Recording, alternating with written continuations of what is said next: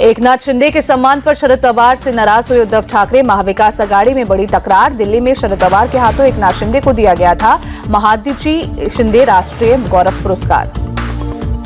एकनाथ शिंदे को सम्मान दिए जाने पर भड़के संजय राउत। कहा, ऐसे पुरस्कार या तो खरीदे जाते हैं या बेचे जाते हैं। शरद पवार के एनसीपी के मुख्य प्रवक्ता महेश तपासे को संजय राउत पर हमला। कहा, इस कार्यक्रम को राजनीतिक चश्मे से नाक देखे। सरहद नाम की संस्था ने पुरस्कार दिया था, न कि शरद पवार ने। शिंदे सरकार में मंत्री शंभुराज देसाई ने संजय राउत को दी चेतावनी। सीएम शिंदे के पुरस्कार पर बयान वापस ले, वरना मराठा समाज आपको महाराष्ट्र में घूमने नहीं देगा। दिल्ली में सीएम को लेकर सांसद प्रवीण खंडेलवाल बोले, बीजेपी का राष्ट्रीय नेतृत्व लेगा निर्णय। कार्यकर्ता आधारित पार्टी है बीजेपी।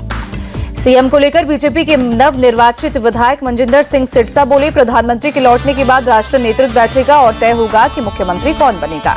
सिरसा बोले, अगले 15 से 20 दिन भगवंत मान के लिए बहुत महत्वपूर्ण है। भगवंत मान को केजरीवाल खूब बदनाम करेंगे, उन पर आरोप लगाएंगे और फिर उन्हें हटा देंगे। दिल्ली में पंजाब के आप विधायकों की बैठक पर बोले बीजेपी नेता अर्पित सिंह। मीटिंग में एक विधायक ने कहा कि भगवंत मान काम नहीं कर पा रहे। केजरीवाल और भगवंत मान के बीच अवरोध और बढ़ा। पंजाब में मान सरकार को लेकर दिल्ली में बीजेपी विधायक दुष्यंत कुमार गौतम बोले, आपने अब तक जनता को धोखा दिया। बहुत जल्द पंजाब की जनता उन्हें धक्का देने वाली है। पंजाब की मान सरकार पर बीजेपी सांसद योगेंद्र चंदौलिया बोले, दिल्ली की जनता ने केजरीवाल को विदा कर दिया, अब पंजाब से भी उनकी सरकार जाने वाली है। देहरादून में मुख्यमंत्री पुष्कर सिंह धामी ने की कैबिनेट की बैठक। कई महत्वपूर्ण निर्णयों पर लगी कैबिनेट की मुहर। हरियाणा के मंत्री अनिल विज ने पार्टी के कारण बताओ नोटिस का जवाब दिया। सीएम सैनी के खिलाफ बयानबाजी के बाद बीजेपी ने मांगा था स्पष्टीकरण। संत रविदास जयंती पर मध्य प्रदेश के मुख्यमंत्री मोहन यादव ने दी श्रद्धांजलि। कहा, सामाजिक असमानता, छुआछूत, आडंबर के खिलाफ रविदास जी का जीवन अद्वितीय रहा है। लखनऊ में रविदास जयंती पर एक कार्यक्रम में शामिल हुए सीएम योगी। कहा, सुबह 4 बजे से कुंभ की व्यवस्था देख रहा था। इंडियाज गॉट टैलेंट शो में अश्लील टिप्पणी में अपूर्वा मखीजा का बयान दर्ज। खार पुलिस स्टेशन में दर्ज हुआ अपूर्वा मखीजा का बयान। इंडियाज गॉट टैलेंट विवाद में एक और एफआईआर दर्ज। अनिल कुमार पांडे नाम के शिकायतकर्ता ने महाराष्ट्र साइबर पुलिस में दर्ज कराई एफआईआर। ऑल इंडियन सिने वर्कर्स एसोसिएशन ने गृह मंत्री अमित शाह और अश्विनी वैष्णव को लिखी चिट्ठी। इंडियाज गॉट टैलेंट शो को बैन करने के साथ कानूनी कार्रवाई करने की मांग की। आप विधायक अमानतुल्लाह खान की बढ़ी मुसीबत। अमानतुल्लाह की तलाश में पुलिस ने दिल्ली, राजस्थान और यूपी के 12 ठिकानों पर रेड की। दिल्ली पुलिस के मुताबिक अमानतुल्लाह खान का फोन फिलहाल बंद। जल्द ही अमानतुल्लाह खान को गिरफ्तार करने का किया दावा।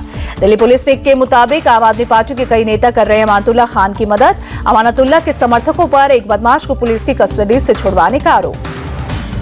अमानतुल्लाह खान ने दिल्ली पुलिस कमिश्नर को लिखी चिट्ठी। लिखा, मैं अपनी विधानसभा में ही हूं, मैं कहीं नहीं भागा। दिल्ली पुलिस के कुछ लोग मुझे झूठे मुकदमे में फंसा रहे हैं। आप विधायक अमानतुल्लाह खान पर लगे आरोपों पर बोले वीरेंद्र सचदेवा, वो आपराधिक चरित्र के आदमी हैं। ऐसे लोगों को कानून सख्त से सख्त सजा दे, ऐसा हम निवेदन करते हैं।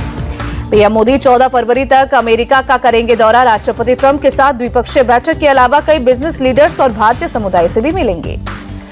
मार्सेल में भारतीय समुदाय ने किया पीएम मोदी का जोरदार स्वागत। होटल में भारी तादाद में उमड़े भारतीय। पीएम मोदी ने रिफॉर्म, परफॉर्म और ट्रांसफॉर्म को बताया भारत का मूल मंत्र। कहा, भारत में निवेश का यही सही समय है। पीएम मोदी ने भारत फ्रांस सीईओ फोरम में उद्योगपतियों को भारत आने का दिया न्योता। कहा, भारत में खुला है निवेश का द्वार। पीएम मोदी ने नए इनकम टैक्स बिल का भी जिक्र किया। कहा, इज ऑफ डूइंग बिजनेस के लिए भारत ने नए कदम उठाए हैं। पेरिस में अमेरिकी उपराष्ट्रपति जेडी वेंस से मिले पीएम मोदी। ट्वीट कर लिखा, अमेरिकी उपराष्ट्रपति जेडी वेंस और उनके परिवार के साथ एक अद्भुत बैठक हुई। पीएम मोदी जेडी वेंस के बेटे के बर्थडे में भी शामिल हुए। कहा, विवेक के जन्मदिन में शामिल होकर बहुत खुश हूं।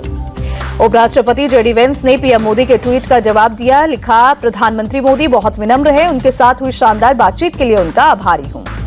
भारत फ्रांस 14वें सीईओ फोरम के लिए फ्रांस के राष्ट्रपति इमैनुअल मैक्रोन ने किया पीएम मोदी का स्वागत। कार से उतरते ही गर्मजोशी के साथ लगाया गले। राष्ट्रपति मैक्रोन ने भारत को फ्रांस और यूरोप के लिए बताया अहम सहयोगी। भारत के साथ रक्षा, ऊर्जा और तकनीक के क्षेत्र में सहयोग पर दिया जोर।